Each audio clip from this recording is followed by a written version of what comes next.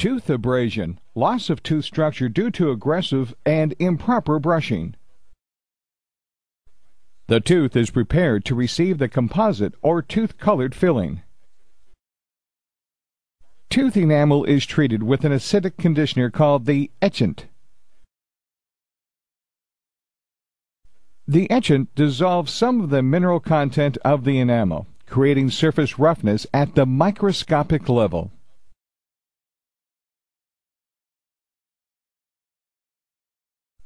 A frosted glass appearance of the treated surface appears after the etchant is introduced.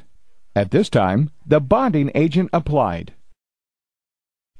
Bonding agent then flows into the surface roughness, creating resin tags, when hardened with a special curing light.